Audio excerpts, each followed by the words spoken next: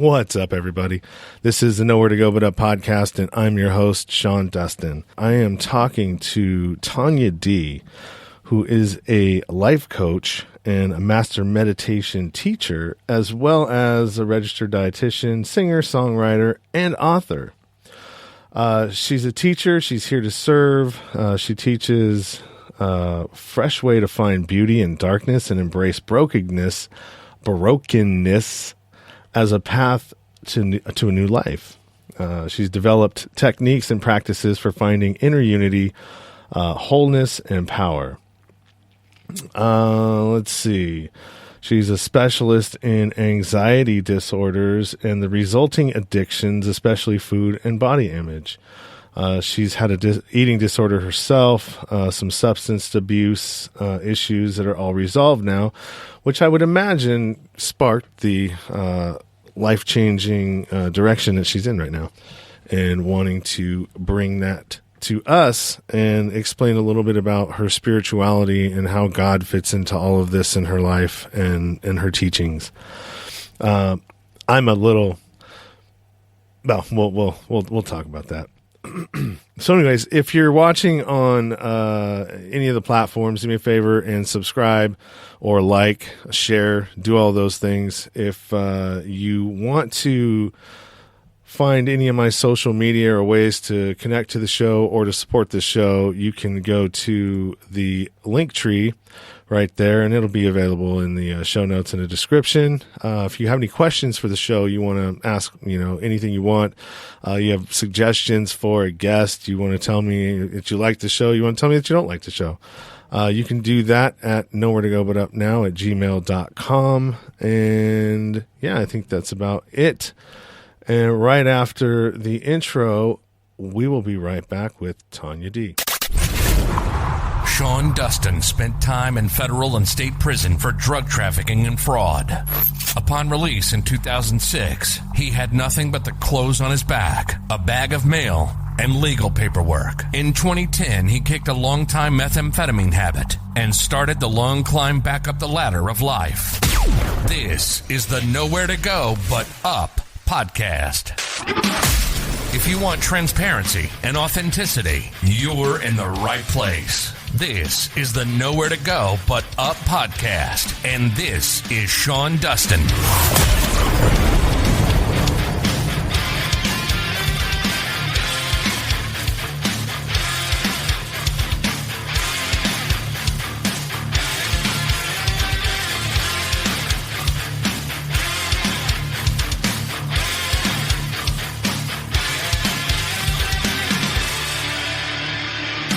Hey, Tonyah, how's it going?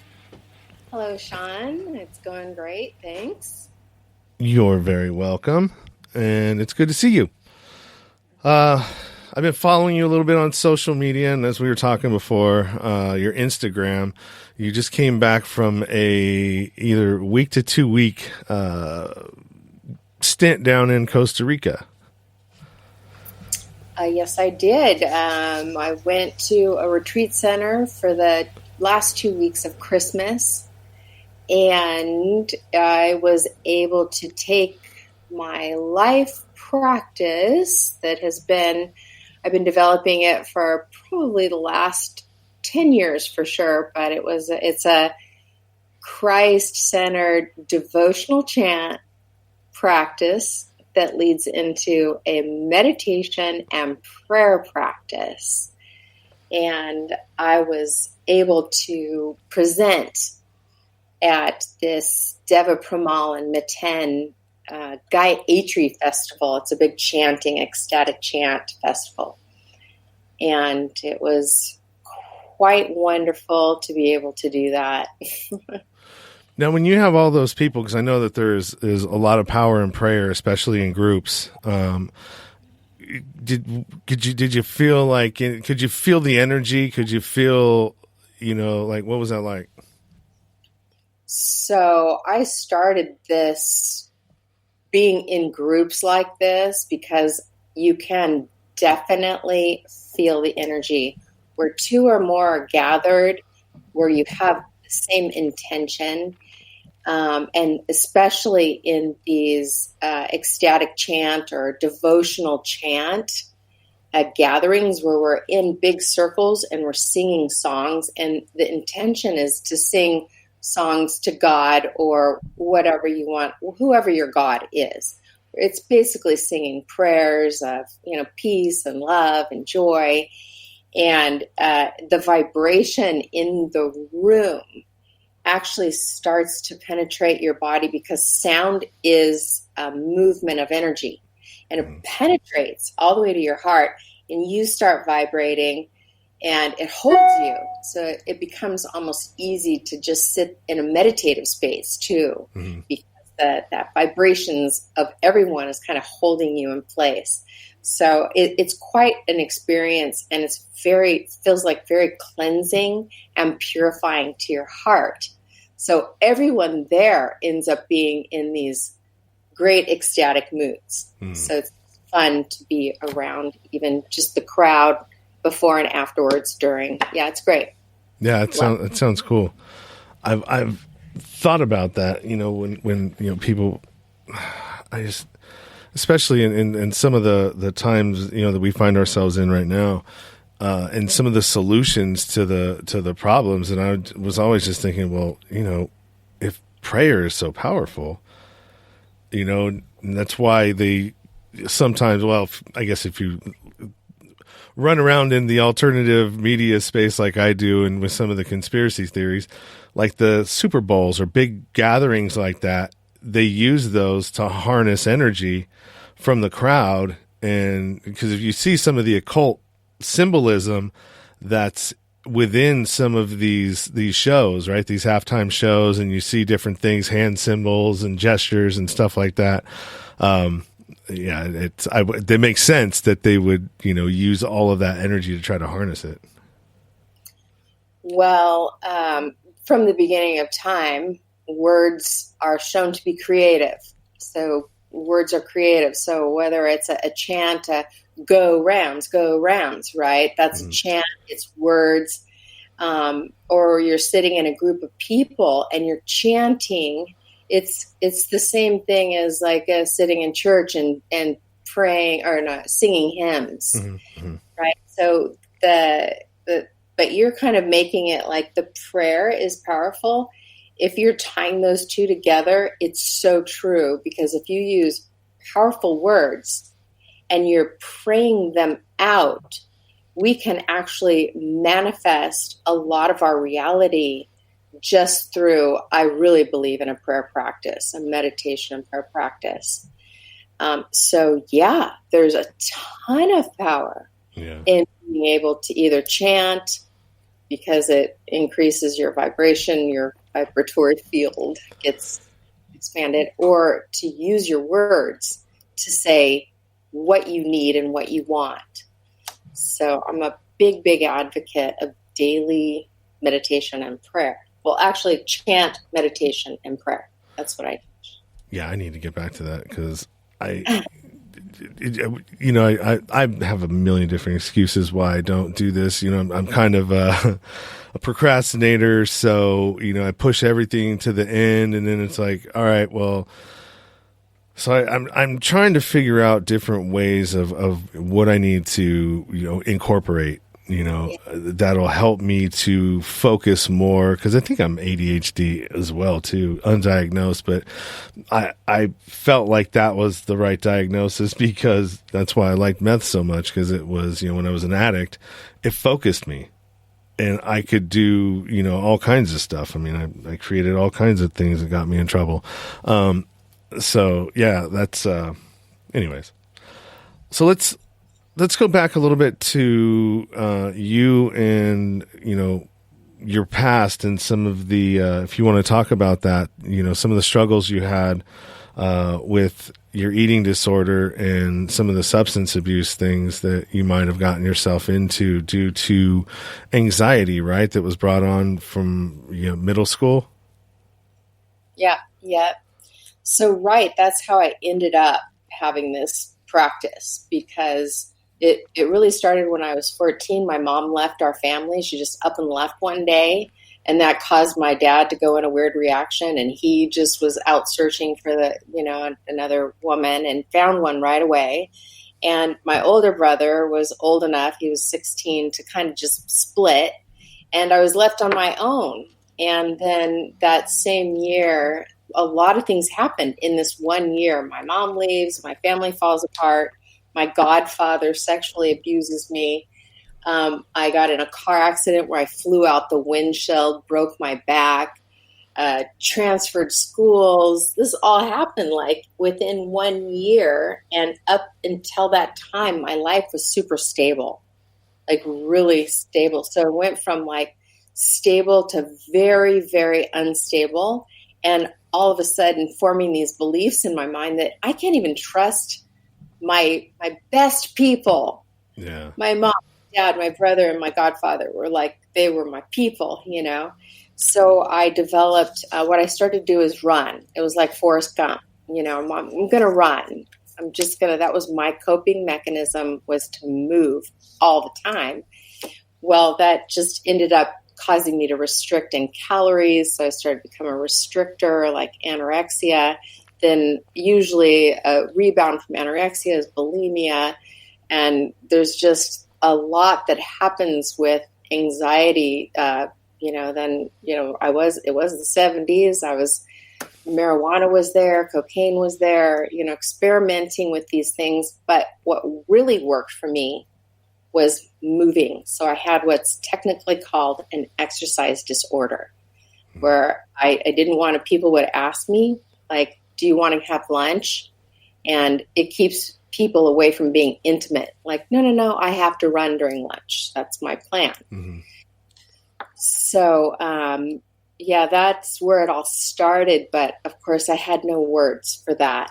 It was just, everybody thought it was kind of normal. I was running. I fit the profile. I was athletic, but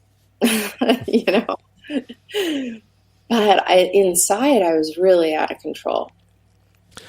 Now, do you think that the bulimia, and because I had talked to a previous guest, and she was, she had been sexually abused as well, as a young girl, and she said that she turned to that because she just wanted to make herself as unattractive as possible, so that wouldn't happen anymore.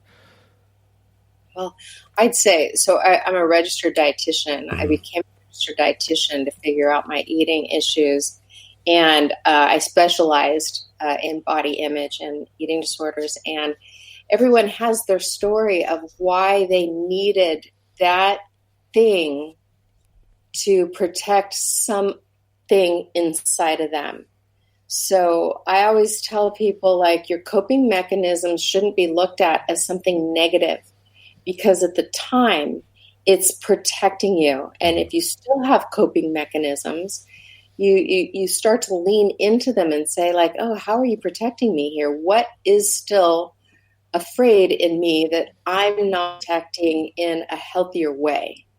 So, for her, me too. So running kept me out of intimacy. So bulimia, maybe she told people I'm bulimic and it turned them off or something, Yeah. And the result was she didn't have to be in a close relationship. Yeah. So, it's different for everybody. The truth at the bottom of the, it's almost I want to say it's a projected picture.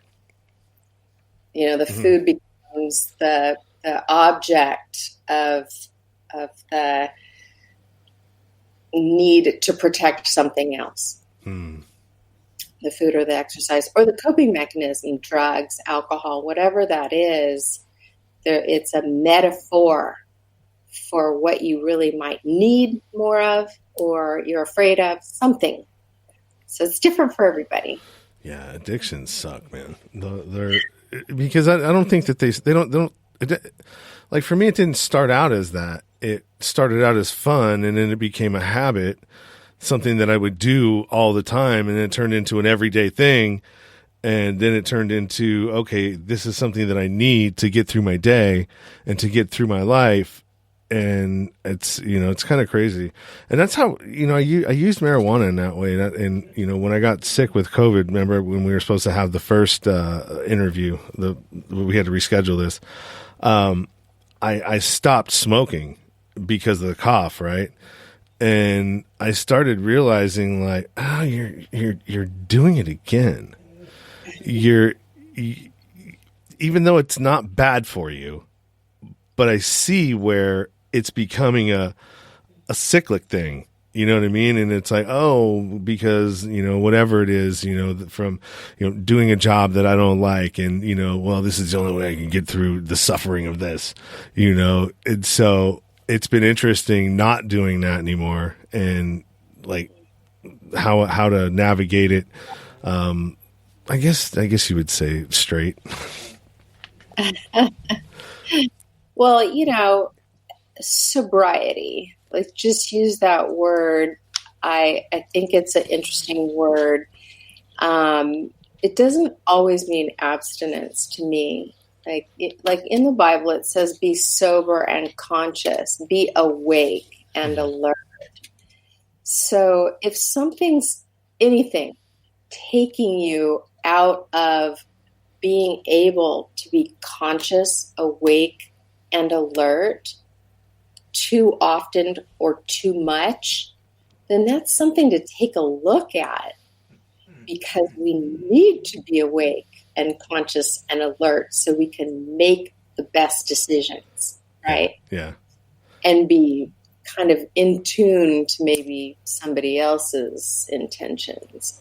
Yeah, absolutely. And earlier you were talking about, the vibration, raising your vibration through, the music, and frequency is something that is interesting too, as far as healing goes. Yeah. And how different there's a frequency that music is at now that is not in harmony with the original one, like 460 something 0.2 or 4.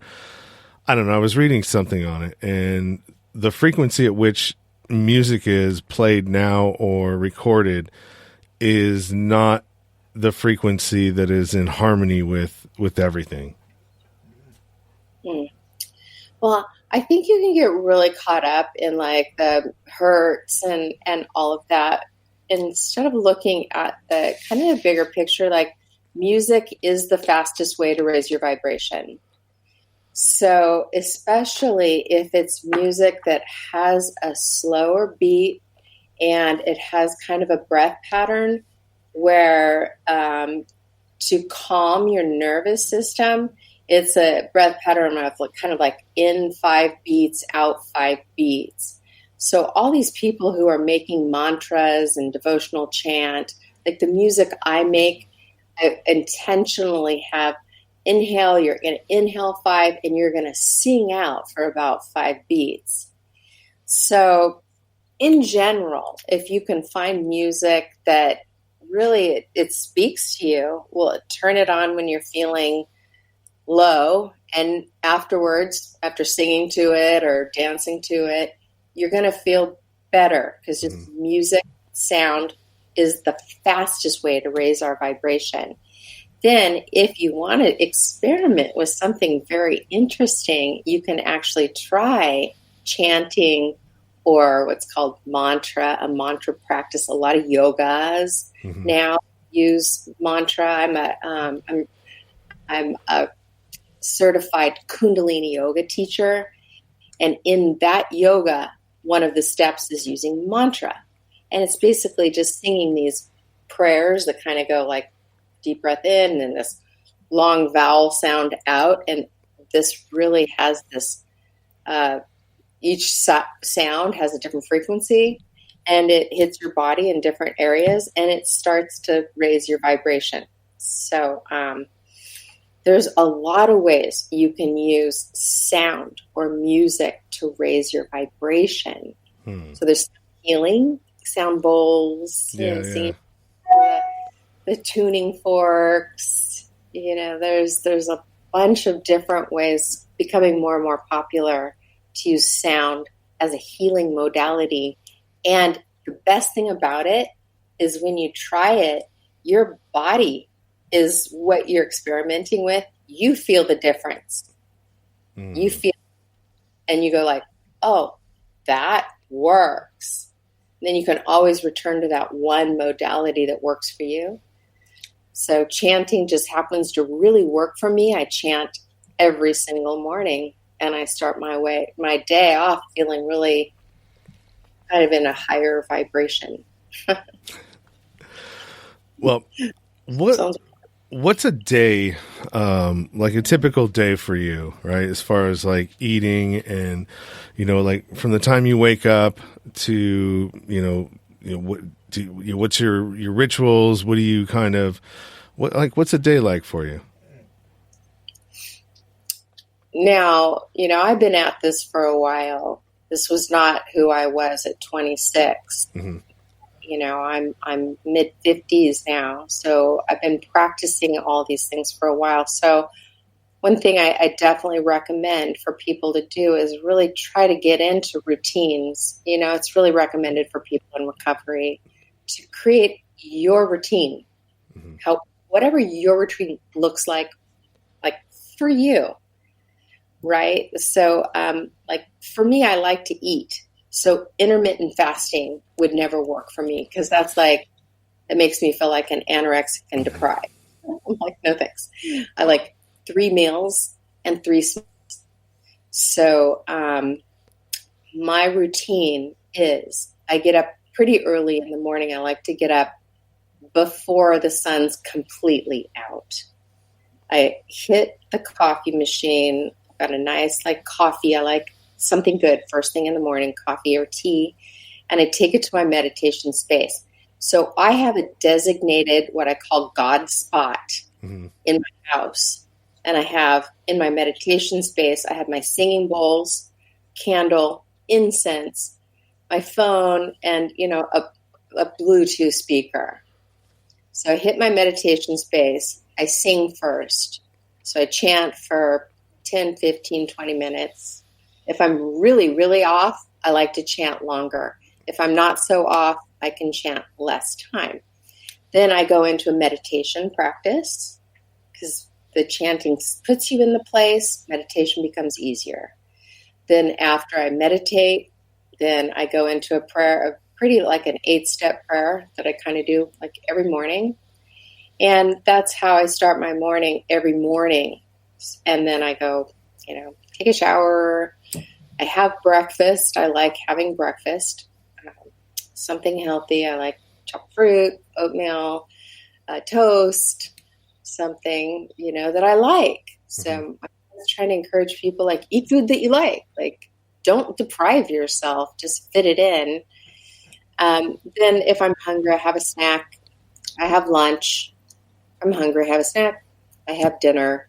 Always like a little something sweet afterwards, even if it's just tea and honey. Try to go to bed around 9:30 or 10. The main reason I like to go to bed early is because I like to get up early so that I make sure I start my day off that way, and then my day just goes better. Yeah. Yeah, same here. I wake up early. I'm usually up around 3:30 in the morning. So I start at 6. So, but that a lot of my time, at least 3 hours a day, sometimes 4, it depends on where I'm going, is spent in a vehicle. You know what I mean? Just commuting.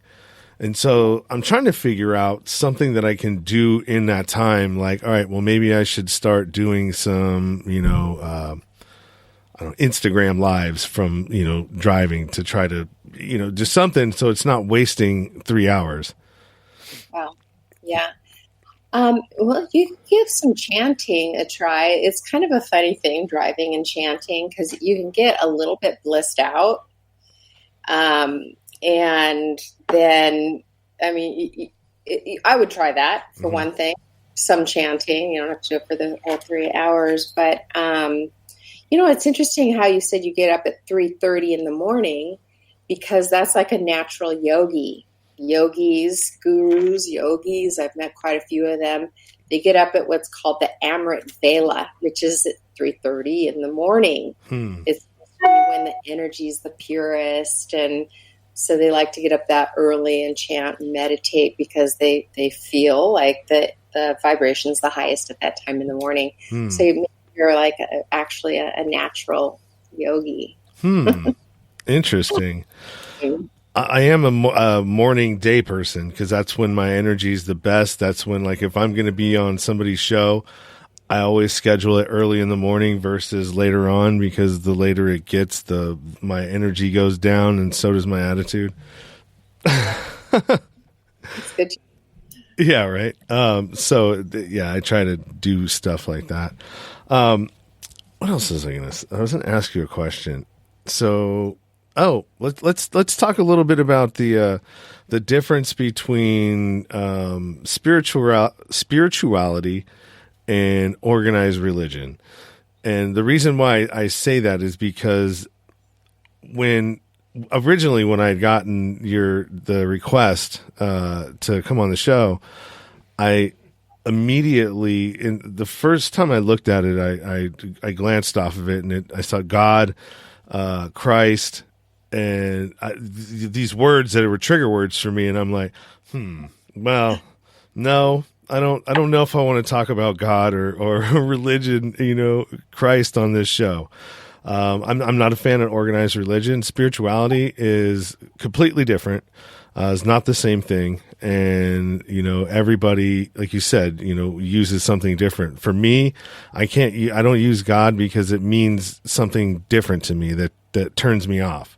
So I just use the universe, and I guess maybe it's because I'm a recovering Catholic, from being younger and being forced to have to do all these things and communions and catechisms and all of this stuff. And then as I'm getting older, you realize that religion, and you start going back to the past and going into stories and different historical things, that organized religion was really meant to control people when no one else was looking.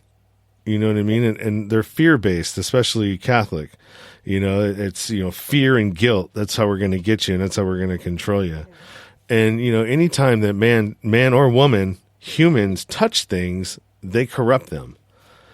And so that's like the religion to me is organized is like out the door. I can't even deal with it. But I find myself still getting caught up on that word, on God. And it just, there's something I need to, probably need to look into that a little bit. Like, why does that word trigger me so much to where I'm just like, no, I don't want to deal with you. Well, they do say those things that resist are kind of a calling for us to look closer at, but you're so not alone in this path. The whole spiritual but not religious growth. I mean, the movement's huge, and it's a good movement. Mm-hmm. I really, really believe in the movement towards spirituality, because just the word spirituality, you-ality means to build. So spirituality is building your spirit, and that's where we get these higher powers from, is more from our spirit. So I would say religion, religion goes through these changes about every 500 years. So 500 years ago, it was the Reformation, and, the church underwent this big thing. And we have it's 500 years later, there's a whole big Reformation happening in the church. And it's very obvious what churches now have settled into dogma that actually isn't the teachings of Christ. So, Christ came and he was a total rebellion, and he was basically telling all of the religion at the time, like, no, you're wrong, and I'm a Jew, and I'm not following your religion, and I'm going to try to get people to not follow religion. So, now it's just pretty obvious. A lot of churches are having to say, wow, we've missed the mark even years later. Like, Christ teaches inclusivity, and he teaches unity. So I like to separate out religion, and the teachings of Jesus are very, very different. Mm-hmm. Right? And now religions are all having to scatter and regather, like you can see them if you watch it, like the Catholic Church is like, oh, now we allow this, and oh, now we do this, and now churches are, oh yes, now we're okay with gay people and LGBT. It's like they're really trying to, basically what they're doing now is actually doing what Christ taught, which is to love your neighbor as yourself. So I, have this big background in yoga, which made me read all the spiritual texts from the East. And then religion, I've been studying the Bible for like 30 years. And then my science comes into all of it, my science major. And so whether you want to call God, the universe, the higher power, God, the one, the creator, Abba, Father, the divine parent. Source. The source.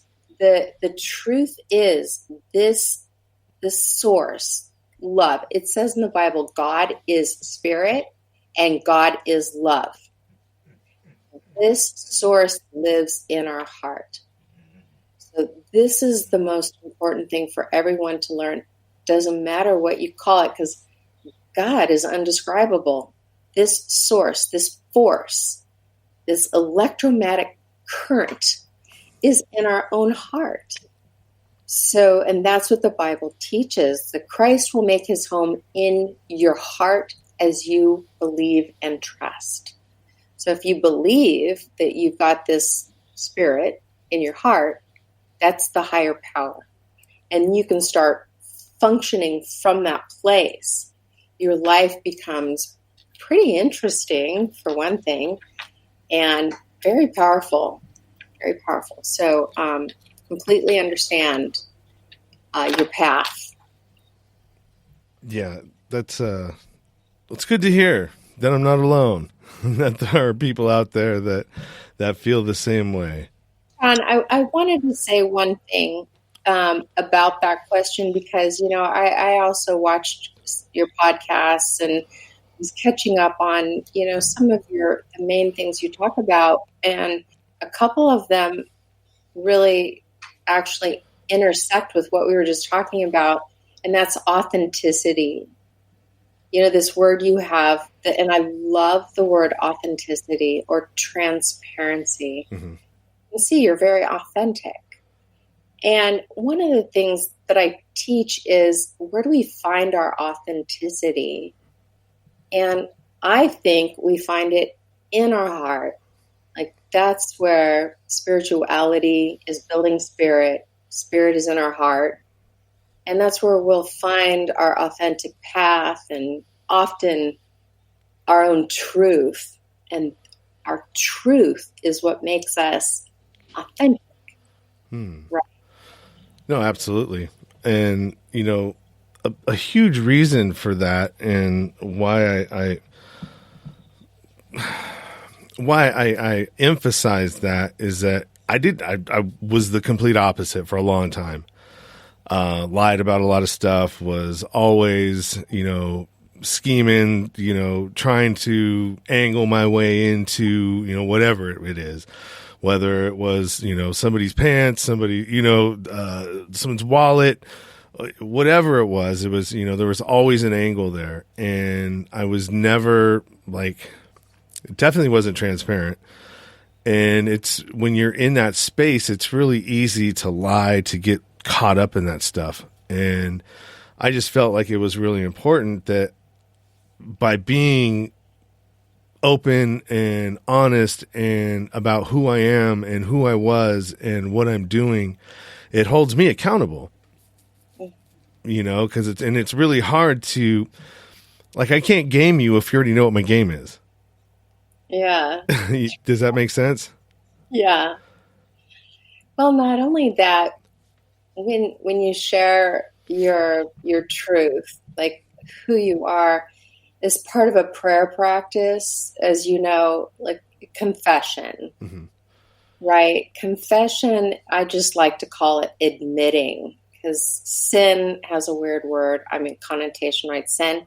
The same word for sin, the original meaning is mistake. Mm-hmm.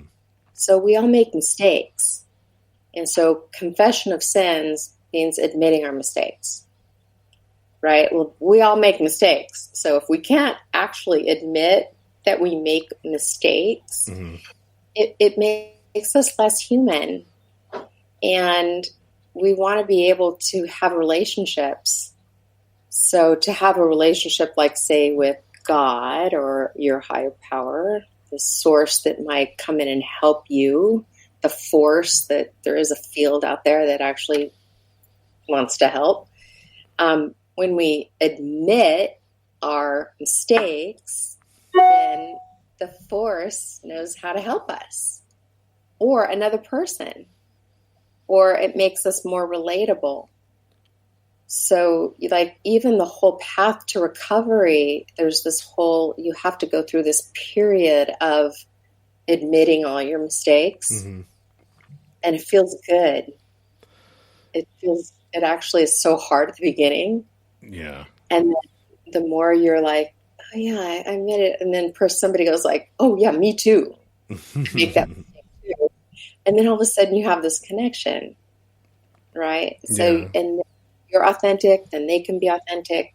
And this grows, like, ability to be honest feels so good in the long run. Yeah, it's a lot easier too, because you don't have to remember the story that you told, this person, all right, well, what did I tell them? What? I don't know. I can't remember what I told those people. So Right. yeah, I agree. It's less, it's less stressful too.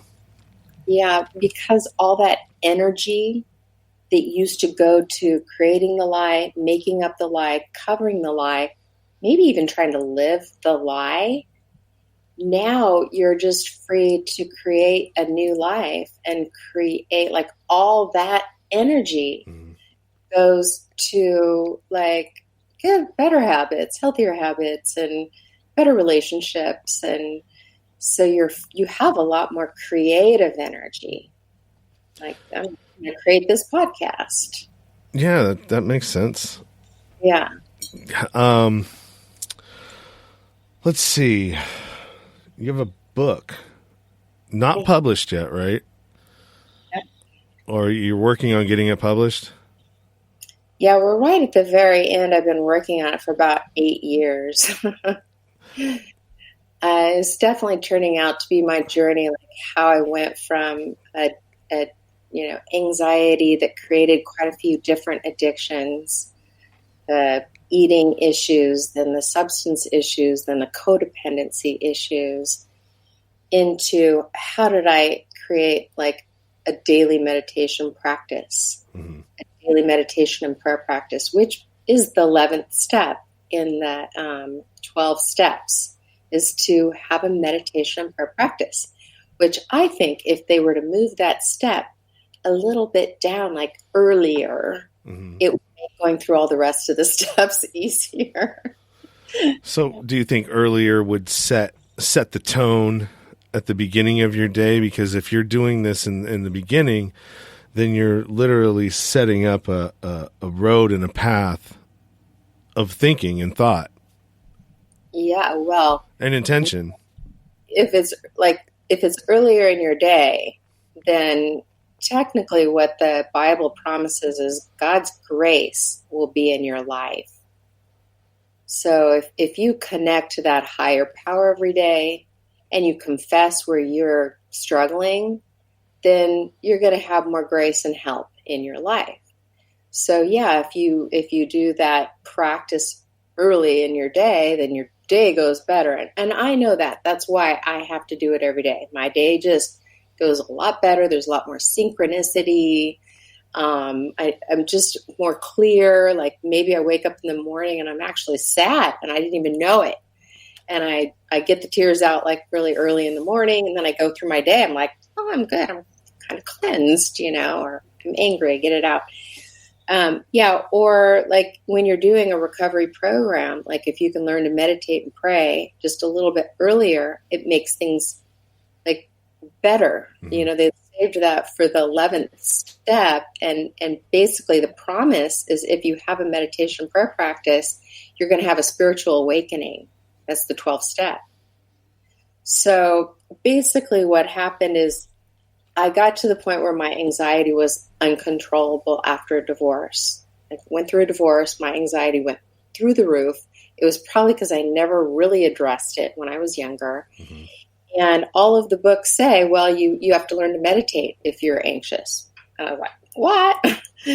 And of course, it's almost impossible to meditate when you're anxious because you're like, you have to move, you have to think, you have to do. So I went on this long journey on figuring out how to sit my butt down and meditate every day. And so the book is a little bit about the journey, how I got there, and it's 8 steps into a meditation and prayer practice. So I'll go through the steps, like I go through the body and how to be in the body, the breath and how to use the breath, the word and how important the word is, the spirit, our heart, our soul. Most of us don't even know our own soul. Mm-hmm. So I teach people how to get through our own soul, and then how to surrender it all, which is important, surrendering, and then how to pray at the end. So my book is this 8-step practice that ends in a prayer practice. And throughout the book, I'm going to have my personal story, how it started, why I got into the practice, and why now I really believe, do I believe everybody could benefit from a meditation prayer practice? I do. I actually really do. And I think that's why meditation is so popular right now, is because when you meditate and you get kind of good at it, you go to a space, and the space is different from our outer life, and it's the God spot. It's the universe. It's the force. It's the creator. It's the one. So other people use, plant-based medicines to get to that space. Have you ever used any of like mushrooms or stuff like that in any of your like trips to Costa Rica or like any of the other types of places like that? Have you incorporated that into any of your practices? So mushrooms were around even when I was in high school. And so I did some mushrooms in high school and cannabis. And I'd say I went through a period, and I actually think it's very, very important for people. When I was in my yoga practice, yoga was one of the things I was doing to try to learn how to meditate. Mm-hmm. I went through a period of pretty good sobriety / abstinence. So this is where I kind of started cutting everything out. Mm-hmm. And I'm going to chant, I'm going to journal, I'm going to meditate, I'm going to pray. And I think everyone should at least go through a period of what it feels like to be completely abstinent. Mm-hmm. And what things get added onto you. Do you get more peace? Do you get more happiness? Because I did. My vibration got really high. And so I realized that I can get pretty high without anything. Now, since then, mushrooms have come back, and I've tried the mushrooms, and I get almost too relaxed. For me, I don't have a lot of stuff to process out. Mm-hmm. And it's important for me to use my mind. And mushrooms, they affect me to the point where, like, maybe for a week or two, my mind, I'm like, hello. Yeah. I'm like so relaxed, So it doesn't work for me, but I do think that there's a benefit for people who are really, really struggling with anxiety and depression to just microdose a little mushroom and see how it works, and compare that to sobriety, like abstinence. Same thing with cannabis. Like, I think there's a verse in the Bible, and it says, test and examine, and then return to the Lord. So this is it. We're free people to test and examine. Did it work? Did it not work? Does it work better than just meditation and prayer and, being in nature? What works the best for you right now? And it might change. Yeah. Guaranteed it's going to change. When you said that, what came to my mind is Rumspringer for the Amish. They send the kids out. It's this thing called Rumspringer. And so they send the kids out, and say, hey, look, you get a week to go and do all, whatever it is that they do out there. That's, that we don't do here, and go and enjoy it and then come back and never have any of that ever again. What percentage do they lose during that period of time? Well, I don't think a whole lot, because these kids, that's all they know. Right. Yeah. And trying to, I would imagine that going from that to like going to a spring break on Daytona Beach, right, would be like culture shock. Like, what am I looking at? It'd probably scare them. I would imagine it'd be kind of scary. Well, that's the thing. You said it earlier about your cannabis lately, that when we start adding things slowly, it's like that frog in boiling water, right? Sometimes the addition of something because, hey, this is kind of fun. And then it becomes, hey, why shouldn't I have fun first thing in the morning? Or shouldn't I have fun because I'm just going grocery shopping? It becomes different from how we originally started the thing. And so all of a sudden the frog's like, oh no, like I'm boiling in this water, I'm going to die, right? And you got to jump out. So it's being aware enough. And that's why the comparison to like test and examine, you're testing and examining, does it work for me to do that in the morning? Does it work for me to do that all day? To like, let's say how it was before that. Mm-hmm. And you know what? Maybe not. Maybe I need to go back this way a little bit more and just use that recreationally. Mm-hmm. Maybe that works for me. So for me, the answer to your question, the long answer is, for me, I can use anything recreationally now. I can actually use a glass of wine or a bit of weed or a microdosing of mushroom when it's to have some fun. Mm-hmm, mm-hmm. It's not to get me through life. So that's a big difference. I use technologies that are really raising my vibration to get through life.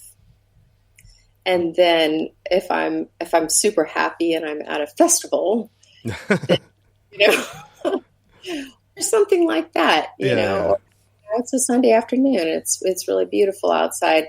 It's not a coping mechanism at all. That's a good answer. Yeah. And that's probably the better answer of them, I would say. And I agree. I can do all of the things now. And it's funny that I've gone through all of these different addictions in my life. And it's like, I don't consider myself like I'm not like traditional recovery. To me, I don't fit in a box. You know, I don't fit in this box. I don't fit in this box. I don't fit in this box. I'm doing my own thing, you know, and figuring out what works for me. And, you know, and sometimes in traditional recovery, just like you were talking earlier about the admittance, that's the fourth step, right? And that's the one where you have to bare your soul to another human being about all the shitty things that you've done and the kind of person that you were, and, you know, all the things that you're ashamed of. You know, because those are the things that are keeping you sick and, you know, that you're hiding from and all this other stuff. So, I would agree with that. I like having it the way that I have it and being like aware of why I'm doing things, and when things start to become a little bit repetitive, like, okay, why do I keep gravitating to this? Or how come I keep responding poorly to that? And, just it's a constant progression, trying to become a better person. Yeah, I'd have to admit, that's it. I mean, you just named the path of life. So there will be these things, like you said, like, why do I have this behavior that's causing me to, like, we talked a little bit about suffering. Like, oh, I'm kind of suffering from this. Like, why am I actually doing it? Mm-hmm. And having the awareness to create something that's not going to make you suffer. And I think the end result, like, at the beginning, you might be doing a lot of that stuff and you're suffering a lot. Mm-hmm. But as you start to look at each thing, like, oh, I'm doing this, I'm doing that, I'm doing this, and you're admitting it, and you're starting to change, you're having better coping mechanisms, you're raising your vibration in very natural ways. The end result, like, so my life, I don't suffer that much anymore. Right? There's not a lot of suffering in my life. Like this last weekend, I had a real emotional situation, but normally that would have caused me to suffer a lot. Mm-hmm. And I would have been possibly drinking and smoking and whatever, to get out of that situation. But instead, I knew to sit and be really still for a day and figure out, there was about 7 things I was feeling. But I figured out, like, these 7 things, and why I was feeling those things, and then having compassion for myself that I was feeling those things, and doing something nice for myself that I was feeling those things, and then sharing with somebody that I was feeling those things. Right? And then by the end of the day, I was like, oh, I feel a lot better. I feel a whole lot better. And then, like, the next day, I felt a whole lot better. So, hey, if I wanted to go to the beach and, have a glass of wine or have a hit of pot or whatever, it wasn't because I was feeling all those things. Yeah. See? So in our sufferings, we can create ways that make the suffering kind of feel good.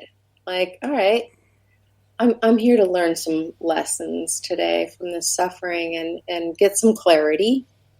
And then this clarity is going to help me move forward this next week or tomorrow or later on tonight.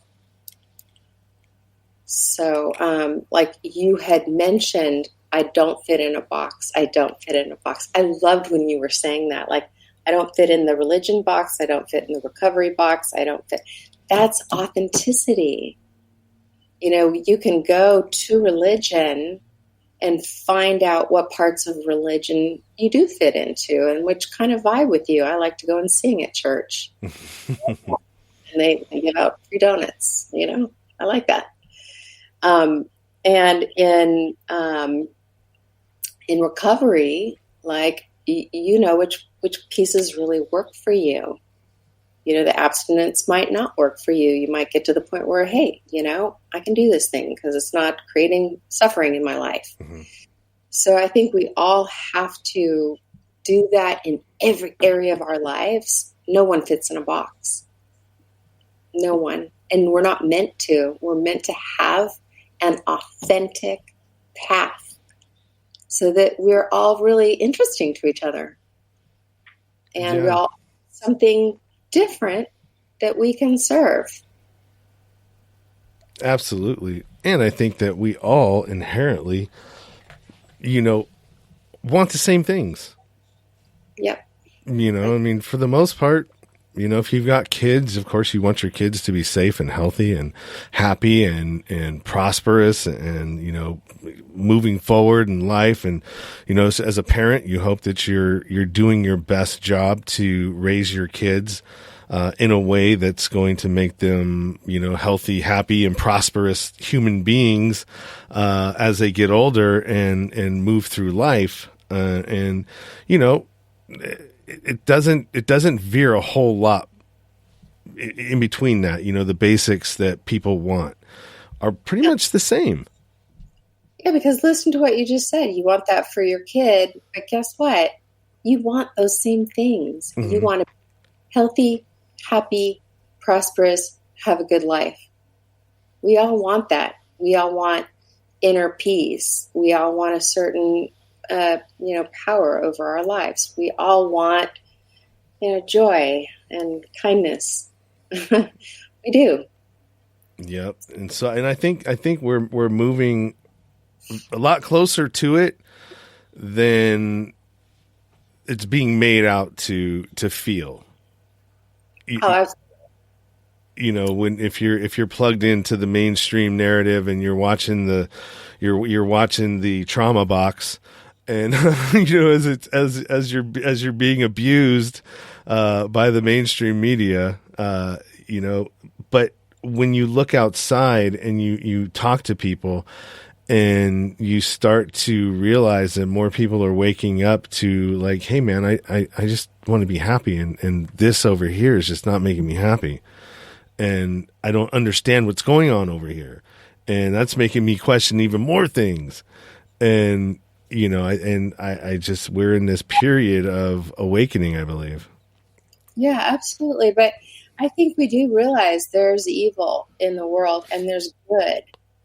And listen to yourself like, oh my God, that just feels like evil. The box, trauma box. Mm-hmm. It feels dark to me. It feels not right to me. And so I'm not going to put too much of my attention there. Mm-hmm. When we put our attention, things grow. So I think this is a huge shift. It's called the Aquarian Age. And it's a shift into peace and unity and beauty. So, nothing's easy. No transition is easy, and we're going through it. And it's going for a little bit. But keep your sights focused on the good things. Mm-hmm. And then good things will come back to you. I really believe that. Well, that's a great point to end it on. Yeah, true. Sure. So why don't you let everybody know where they can find you? I have your website down here, which has all your social media connected to it in the banner on top, correct? Right, exactly. That's a good place to go. Y'alite.com is my current website, and I have a place where you can sign up for a free newsletter. I send it out every week, and I send out a lot of free music, meditations, videos in my newsletter. And that's a good place to go. That's where I'll launch my book. I'll put it on there somewhere. And I have meditation and prayer challenges on my website, and all sorts of fun little things you can do. So, yeah. Awesome. Y'alite.com. Y'alite means Yah is the original word for God, mm-hmm. and light. So it's God's light, which is at the center of your heart. Don't forget that. Y'alite.com. Awesome. Well, I want to thank you for coming and spending time with me this evening. And, I know you're a busy person, and definitely enjoyed the conversation, and, got a little bit out of it. And I hope you guys got something out of this as well. Very informative, and I like having good casual conversations. Thanks so much, Sean. And hey, there's nowhere to go but up. Absolutely. All right, Tonyah. Hang out for a second. As soon as I get the outro, I'll let you know what to expect. Okay, great. All right. Bye. All right. Take care. All right. Another great conversation in the books. I want to thank Tonyah for, like I said, spending the time with me. I'm not sure where she's from. let's see. If she's East Coast, then it's about 9 o'clock where she's at. If she's on my time, 9:49. Who knows? Anyways, I don't have anything scheduled lined up as of yet for the coming week, but I am trying to get on Dr. Carrie Madej. She talks about transhumanism and about some of the ingredients that are in these things that they're passing out.